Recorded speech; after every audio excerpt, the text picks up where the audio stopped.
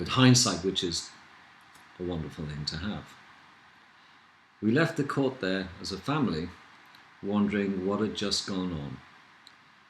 In our view, there was a total miscarriage of justice. Now, if Sabina Eriksson was genuinely and provably mentally ill, she's more to be pitied than scorned. I love my brother and I miss him very much.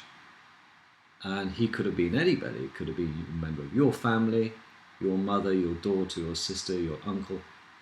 But sadly, Glenn was in the wrong place at the wrong time, trying to help somebody who was evidently, in my opinion, a psychopath.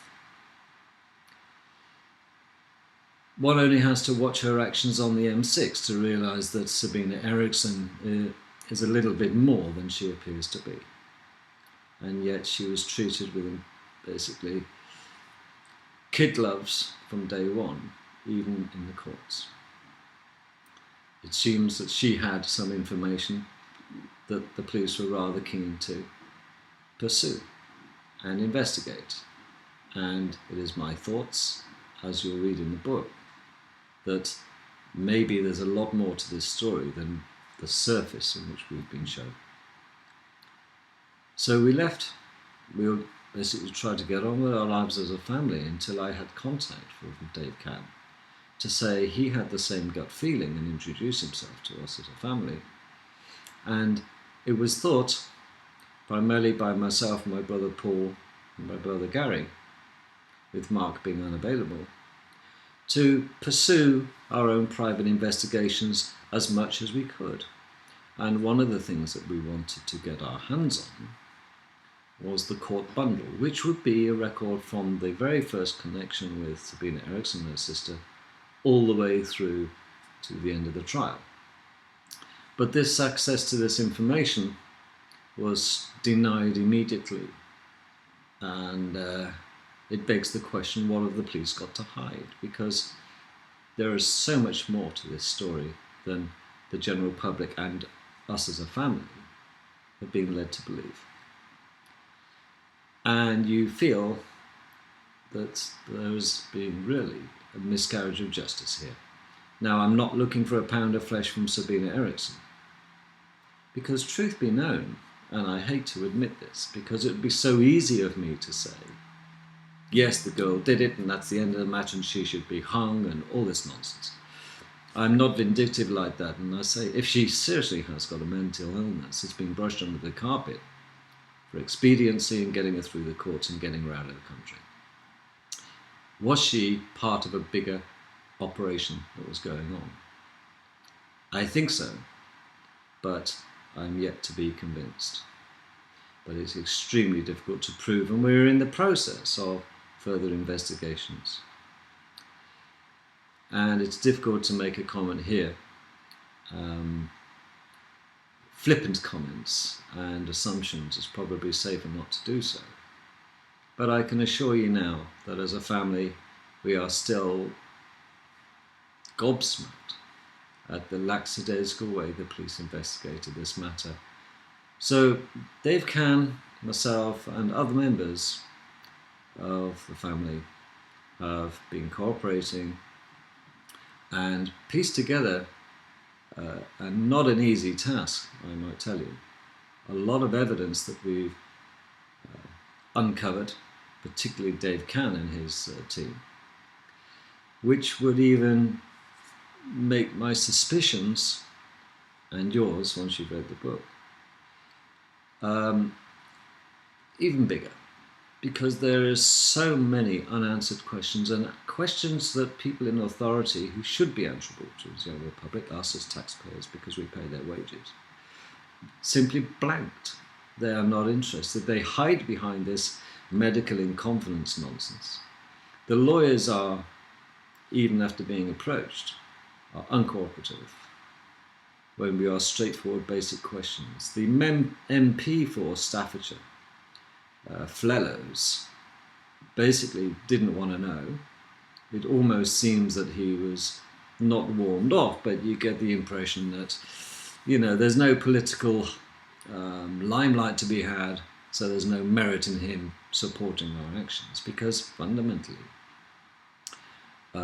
we wanted the police bundle to see the investigations and the police notes for the whole thing. If it was a simple case of two women arriving in Liverpool, unknown to the police, one of them goes on to kill a guy and the other one gets ill and gets sent back to wherever she came from, it should be open and shut case, no problem. You want the bundle, that's all we know, mate, and sorry about your brother, and she got a couple of years, but we let her out because she was a good girl. End of the matter, there's the police bundle, no suspicions, everything's out in the open. But no, not in this case. It seems that there is things that the police and the authorities, like the NHS that treated Sabina and Ursula, don't want us to know about many aspects and dealings of the Eriksson twins and what the police know about these two characters. And this has been now compiled into a book, A Madness Shared by Two, which is, I think, probably the most accurate portrayal of what led to the Eriksson twins arriving on our shores in the UK, and the departure of Ursula, and the goings-on of Sabina and Ursula whilst they're in the UK, England at the time. It could be that it's a part 2 book coming out later on in the year when things are discovered that we can add to the story. But there must be a time when you must finish the book and say, well, this is where we are now. And pending further evidence, of course, it'll stay that way. But I'm sure that I'm not inclined to, or nor the family, to let sleeping dogs lie on this. One only has to look at the treatment of the Hillsborough disasters victims, i.e. the dead ones, and the survivors, and the relatives and friends and family of the survivors. Of the people who died at Hillsborough, to realise that when somebody is murdered, it affects not just the person who's murdered, of course, but a myriad of other people who associate with that person. And the loss is incalculable. Glenn had 3 children, and he was very close to 2 of them, and being estranged from one of them through no fault of his own. He had a mother and 4 brothers who dearly loved him, and he had a dog which he thought the world of, was now being taken care of by my brother Paul. The whole thing really is a bizarre event, and as you say, when you read the book, it will confound you as to the temerity of the police, who seem to be in complete denial about their involvement or their alternative interest in the Eriksson twins. For them, it seems that they want to convince everybody, including the general public, if you watch the TV, that these were 2 total strangers. But I assure you, they were no strangers to the police, and are part of a far bigger picture of a major syndicate. I would urge you to read it and form your own opinion, and I want to convey my thanks now to Dave Cann and his team for doing a brilliant job and being very supportive and knowledgeable when it comes to the law. And it opened my eyes to how corrupt our legal system in this country really is. Naively, I thought that the law was on the side of the victim, but it seems it is more on the side of the guilty criminals, especially if there is something for the establishment at the end of the rainbow which can only be supplied by the criminal, i.e. further information. And in my gut feeling is that Sabina Eriksson in particular was extremely valuable catch for the police, and an unfortunate liaison with my brother occurred because the police let go of a rabid dog at the point of entry in this country, which was Liverpool, knowing that she had psychotic tendencies and was a danger to the public the moment she landed on these shores. And they let go of the lead the second time when she was in the care of North Staff's Royal Infirmary.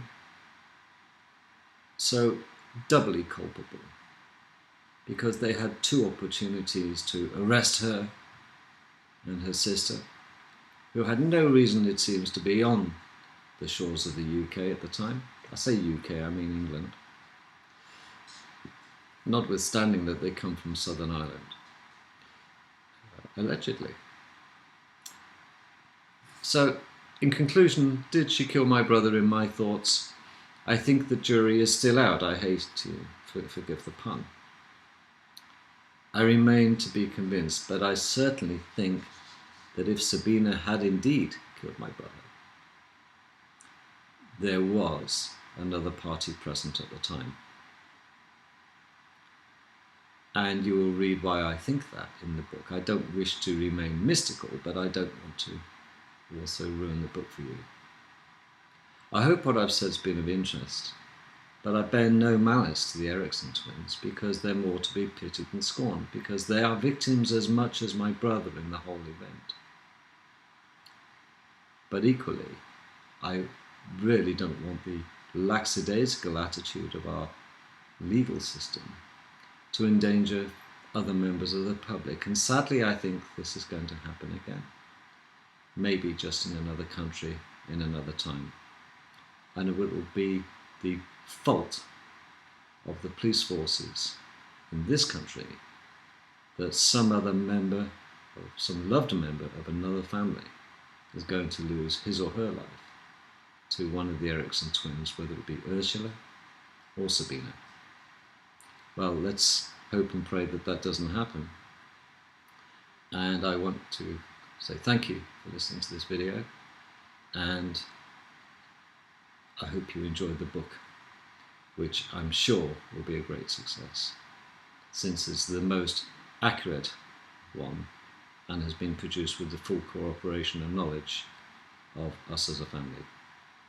Thanks for listening, and enjoy the rest of the website.